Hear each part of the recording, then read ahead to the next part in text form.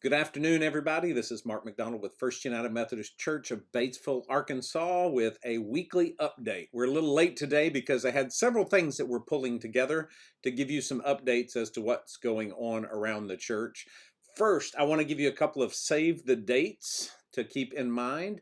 February 17th is Ash Wednesday. That's just a few weeks away, and I'm in the process of working with our launch team to plan some outdoor Ash Wednesday activity service, as well as a drive-through, and we'll have something online to share as well. So we're trying to make that as we work through our transition for everything. And second, of course, is Easter Sunday, which is April 4th.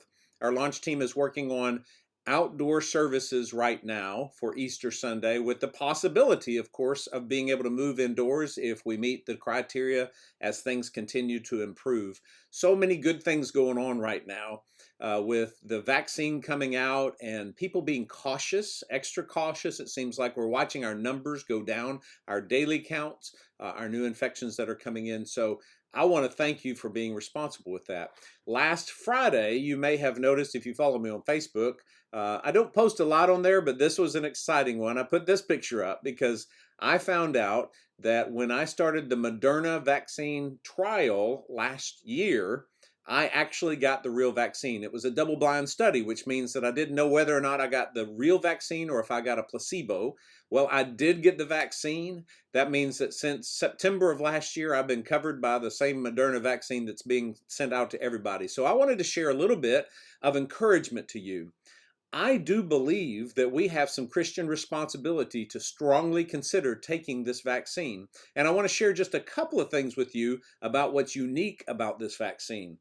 The Moderna and the Pfizer vaccine, both of these, all of the vaccines that are coming out that are messenger RNA, mRNA vaccines, AstraZeneca, Pfizer, all mRNA. So messenger RNA are the results of over 30 years of work. This is the first time ever in history that we've had an mRNA vaccine. Normally the process of a vaccine, a traditional vaccine, is that you actually make the live virus and then you dilute it down so far that it can't actually give somebody, say, the flu. So you develop the flu virus that you want to target, then you dilute it down so that you can give that injection, and your body then learns how to fight that.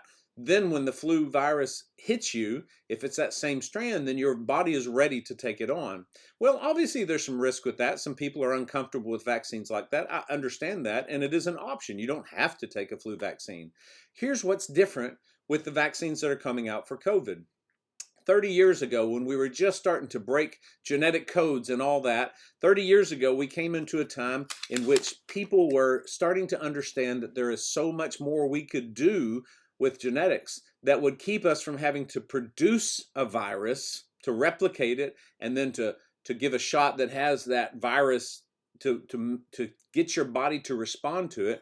They realized that if we could crack the genetic sequence of DNA and especially the messenger RNA, the thing that tells your body what to do at that level, if we could do that and communicate directly with the immune system, we could bypass a lot of production, but we could also get your body to do what it is naturally made to do. A little more history about that is that about 30 years ago, when they were starting to find that out, they had to do several things in order to figure out how to make a vaccine that was not part of the actual virus, but was a messenger RNA that was coded to teach your body how to respond to the virus. Now, what's interesting is that 30 years they've been working on this, and normally it takes about 4 years to get a normal vaccine approved when it's in a new situation like this. But over those 30 years, they were working on genetic sequencing, learning how to build the messenger RNA, and getting the technology that allows us to build that. Also learning how to introduce that mRNA into a system so it's not rejected, but it basically teaches the body, here's what you need to be ready for. It sends the message out in your body and says, get ready. And then, of course, we had to have a way to share all that information. So that was in the works for a long time. About 10 years ago, we ran into a situation in which we had the SARS virus that came around the world, and they were prepared to work on this new mRNA sequencing with that. So when COVID-19 came out, understand that COVID-19 is a derivative of SARS. So SARS was SARS-CoV-2. When COVID-19 came out, they had been working on it for 10 years. So the fact that in 11 months we have gotten this vaccine out doesn't really reflect the work that's been going on for decades, and especially for the last 10 years with this specific virus. So all of that is to say, it's really one of our safest and most innovative ways to vaccinate somebody. It simply asks your body to do what it does best, to fight the virus. It teaches your body how to fight back. So I understand if you're uncomfortable with it, but I would encourage you to consider doing that. When I found out that I had gotten the vaccine, I read some of the new paperwork that they gave me and learned that there were more adverse reactions to the placebo than there were to the actual vaccine. It's one of the safest that I've seen and read about. I hope that you'll read these things for yourself as well, but know that there is a lot of strong evidence that this is one of the new ways that we are bringing healing into the world. And I hope that you will consider getting that vaccine, because the quicker we do all that, then we can come out of this. Had we not had the mRNA sequencing ready and we had to start over with a new vaccine, and it could have taken 2 years, you can imagine the effect of this. Now that we've been through it for almost a year, thank goodness that so many people worked ahead of times and that God is providing in ways before we even know it. So that was a long to do, but encourage you that we're coming out of this. Our numbers are going down. The vaccine, the caution that we're taking. Now we've got Super Bowl coming up. We've got spring break week coming up before we get to Easter as well. So be careful. Wear your mask, watch your distance, wash your hands, all the things, but consider the vaccine. I want to give you my personal challenge to consider that. And I encourage you to get that vaccine and help us to move through this time more quickly. Now, I recorded this yesterday, so we're going to clip away here, and I want to give you a little thing of what's going on, some of the big news this week. Well, I can't share a weekly update this week without showing you what happened to our pavilion. We did have a catastrophic failure in the construction of our pavilion, so I want to let you know that will not be opening sometime soon. We have worked with the contractor and the insurance companies to get this taken care of. The site will be cleaned, and the trustees will be going back to the drawing board and figuring out what we can do to ensure that this is done right. So I wanted to let you know about it. No one was hurt, everything's okay, and it will start over with a different contractor. So want to let you know that first about our weekly update this week. Not the best news, but I'm grateful for the trustees who have taken such serious responsibility for it, and I'm grateful that everybody's okay from this, including the roofers that were working on it. They weren't on the roof when it happened, nobody was around it.